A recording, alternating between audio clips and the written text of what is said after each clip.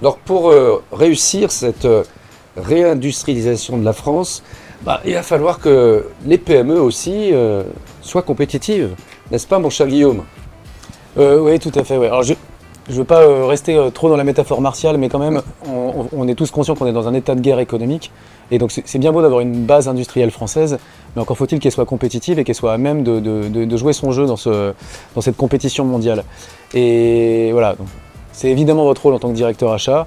Donc je ferais bien parler tous sur cette question. Donc la question c'est quoi? C'est comment on aide les PME françaises à être compétitives. Voilà, comment avoir cette relation deux fois le prix de la même chose ailleurs. Une relation collaborative mais exigeante. Alors comment on aide, mais comment est-ce que les PME et les dirigeants des PME se prennent eux-mêmes également en main pour monter à bord du train? Quand vous dites ça, ça veut dire que vous avez un profond doute.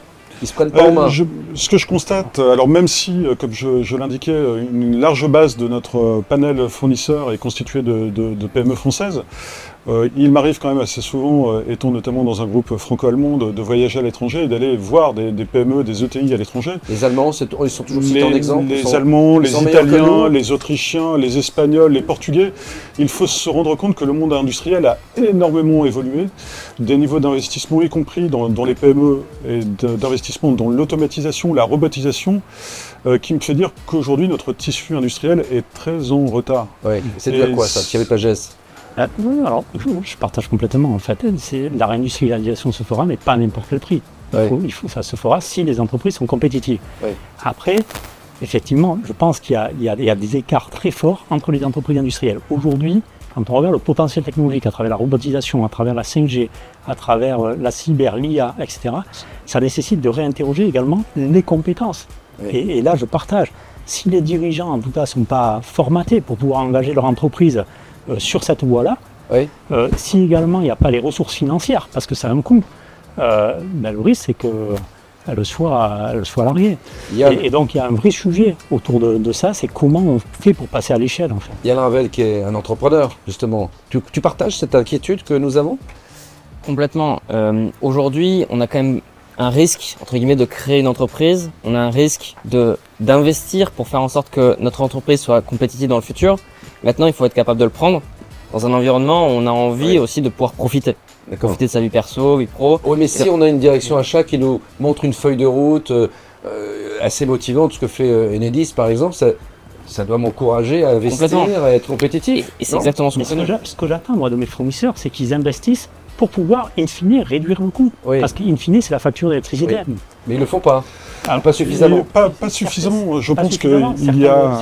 C'est dû à quoi? Parce qu'on a trop de charges en France? Parce qu'il y a trop de contraintes administratives? Je pense beaucoup de frilosité, un manque d'esprit entrepreneurial, à mon avis, et se baser sur le seul espoir de la commande publique française pour... entre guillemets, vivoter sur son carnet de commandes que va apporter l'État français ou les grands émeus dépendant notamment de l'État français, est une erreur. Parce que nous, ce que nous préparons aujourd'hui, chez nous, c'est l'Europe de la défense de demain. Et demain, c'est quoi? C'est 2030 et au-delà. Et ça se prépare dès maintenant.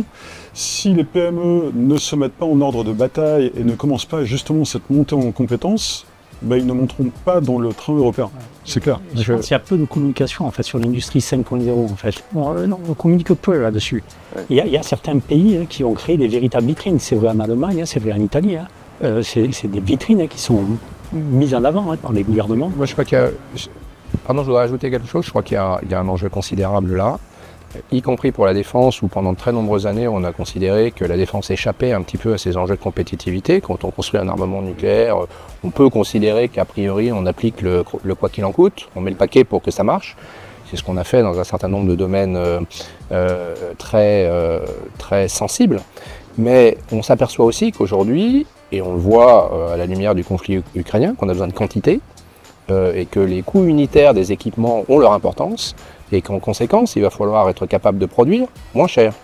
Et ça, c'est un enjeu, à mon avis, qui concerne toute notre industrie de défense. Je pense qu'il y a aussi quand même une logique à un petit peu, je pourrais l'image de amorcer une pompe. C'est-à-dire que si la fonction achat, elle dit bon, d'abord on va trier par exemple sur des critères de compétitivité parce que c'est un must, et si elle reste dans cette logique-là de mettre ça en premier et ensuite le reste, on ne va pas bouger. Oui. Alors que peut-être que si on se met au contraire dans une logique consistant à dire, bon, certes, c'est l'objectif, mais ce n'est pas forcément l'objectif immédiat. Oui. C'est l'objectif de construire cette compétitivité avec tout le travail qui va avec pour justement y arriver. La compétitivité, je rejoins complètement, n'est pas qu'une compétitivité prix. C'est globalement la valeur de l'offre. Voilà. Et la valeur comparative de l'offre au regard Le prix, c'est quand même ce qui vient quand même un peu en premier.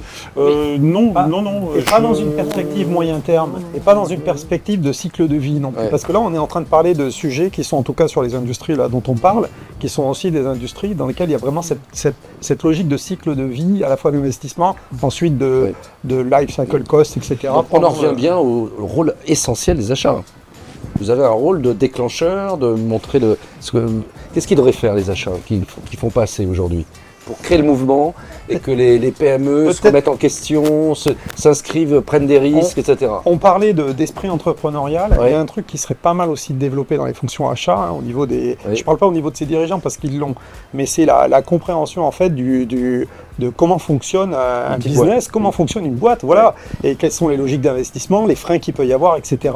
Et se mettre dans les chaussures, c'est l'expression, hein, de leurs fournisseurs de ce point de vue-là, Yann, d'un point de vue économique, Tu microéconomique. partages ça pas les grands patrons, mais leurs acheteurs, ils ont du mal à comprendre la réalité d'une start-up, d'une petite boîte. C'est un jeu de prise de risque.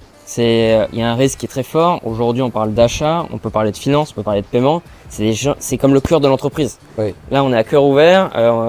Utiliser une start-up là-dedans, ça peut être très sensible. Inversement, c'est ce qui peut changer complètement le cœur de l'entreprise et accélérer tout. Oui. Donc, c'est comment la grande entreprise peut se permettre de se dire, ok, je vais isoler et je vais expérimenter. Je vais expérimenter, potentiellement, je vais être décuplé et mes performances de grande entreprise et de PME vont pouvoir être... Je vais être obligé de rendre l'antenne dans 1 minute 30. Donc, en résumé, on a abordé plein de sujets. La feuille de route, en conclusion, qu'est-ce qu'il faut qu'on fasse dès demain? Pour moi, Pour que c'est ça marche. vraiment viser l'excellence opérationnelle Oui. et ça passe par l'innovation. Oui. Donc, Tout à fait. il faut pousser tout le monde à Dans toutes les innover, dimensions. même les équipes achats. Toutes. D'accord. Oui. Donner une perspective différente, c'est-à-dire, Aider la base fournisseur à développer ses compétences et ses capacités. d'accord. Et puis, maintenir ce lien, Ouais. Et compétences et capacitaires. oui, c'est-à-dire, Donner une vision long terme, en Oui. fait, quelque part à mon fournisseur, de manière à ce qu'il puisse, quelque part, prendre des risques aussi. d'accord. Le sujet, c'était le soutien ou l'identification de filières. Je Oui. pense qu'il faut aussi passer par le fait qu'il faut, financer les créations de ces filières. Donc, par les achats, c'est aussi une manière de construire ces filières ou les consolider. Et ça, je pense que c'est important. La compétitivité, c'est très bien, mais à un moment donné, il faut aussi savoir faire des choix pour que ces filières existent. Et en Parce tout que cas, si on parle de sécurité ça des prend du impôts, ça temps. commence par là. C'est du temps long, ça, non? C'est du temps long, mais Mais- je recommande D'y aller vite. d'y aller vite parce que pour le coup, il y a une chose qu'on ne maîtrise pas, c'est le calendrier géopolitique. Et donc, il vaut mieux être prêt. Je souscris assez à l'idée de l'innovation, ce qui nécessite quand même un petit changement de culture, me semble-t-il. Oui. En termes de réactivité, de prise de risque, ça a été Prise de évoqué, risque, oui. mais je crois qu'au-delà de tous les aspects techniques qu'on a évoqués, les relations entre acheteurs, fournisseurs, etc., les outils qu'on peut mettre, intelligence artificielle, le partage des données, le nettoyage des données, la fiabilité des données et les résultats, la fiabilité des résultats qui pourraient en résulter. Il y a aussi, me semble-t-il, en tout cas pour l'écosystème que je connais un peu plus, un besoin de changement de culture pour les raisons que j'ai indiquées. On sort d'une période où l'urgence n'était pas perçue de la même manière. Donc réactivité, prise de risque, innovation, ça a des conséquences très concrètes sur la fonction achat, mais pas que. L'expérience fournisseur. Ainsi s'achève cette émission passionnante où on se rend compte que c'est le début d'une étape, mon cher Guillaume. Donc on va suivre ça de très près dans l'avenir, l'implication des achats justement dans l'innovation, dans la revitalisation de nos territoires au niveau de l'économie de nos PME. Merci à tous, messieurs, d'avoir été présents à cette émission et on se retrouve bientôt. Vive la République, vive les achats.